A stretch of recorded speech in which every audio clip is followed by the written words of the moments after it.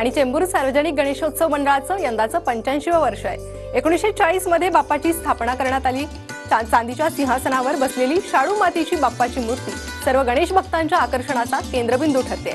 पारंपरिक पद्धतीने गणेशोत्सव साजरा व्हावा या उद्देशाने मंडळाकडून वेगवेगळे सामाजिक उपक्रमही राबवले जातात।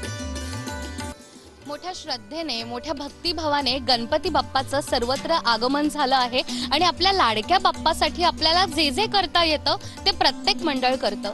आता मी आहे मुंबईमधल्या चेंबूर या ठिकाणी, चेंबूर सार्वजनिक गणेशोत्सव मंडळात। या मंडळाचे पदाधिकारी माझ्या सोबत आहेत, जाणून घेऊयात त्यांच्या भावना। काय सांगाल आपल्या लाडक्या बाप्पाविषयी? आमच्या मंडळाविषयी सांगायचं तर आमचं मंडळ यंदा 85 वर्षात कार्यरत आहे। मंडळाची स्थापना सन 1940 साली ज्येष्ठ स्वातंत्र्य सेनानी विठ्ठल नारायण पुरव आणि त्यांच्या सहकार्याने केली। आज ज्या वास्तूमध्ये हा उत्सव साजरा होतो ती वास्तू गेली 85 वर्ष याच ठिकाणी हा उत्सव साजरा होतो।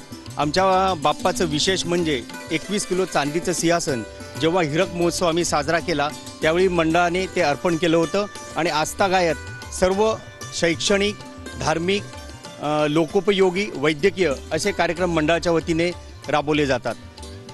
अतिशय म्हणजे इथे आवर्जून उल्लेख करावा लागेल ती गोष्ट म्हणजे आमचं जे बाप्पाचं विसर्जन असते ते पारंपरिक पद्धतीने म्हणजे पालखी सोहळा संपन्न होतो आणि हे जे गाव आहे या गावातील प्रत्येक गृहिणी बाप्पाचं अतिशय दिमाखात स्वागत करते।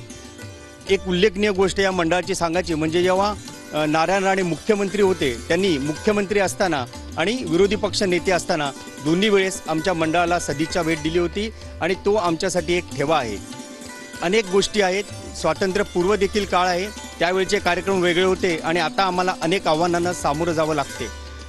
आता जे नवीन डिजिटलायझेशन झालेलं आहे त्याच्यामुळे लोकांना वेळ नाही आहे, तर त्या अनुषंगाने आम्ही अनेक उपक्रम वेगळ्या प्रकारे राबवतोय। अगदीच चांदीच्या सिंहासनावर विराजमान झालेला यांचा बाप्पा आणि पारंपरिक पद्धतीनं बाप्पाचं दरवर्षीप्रमाणे याही वर्षी आगमन झालेलं आहे आणि म्हणूनच TV9 मराठी आणि गोवर्धन कडून तुम्हाला मिळते ही आनंदाची भेट। गोवर्धन घी हे बनलं आहे गाईच्या शुद्ध दुधापासून। यंदाचा गणेशोत्सव आपण साजरा करूया गोवर्धन घी सोबत, कारण हे आहे शुद्ध, सोनेरी आणि दाणेदार। बोला गणपती बाप्पा मोरया, मंगल मूर्ती मोरया।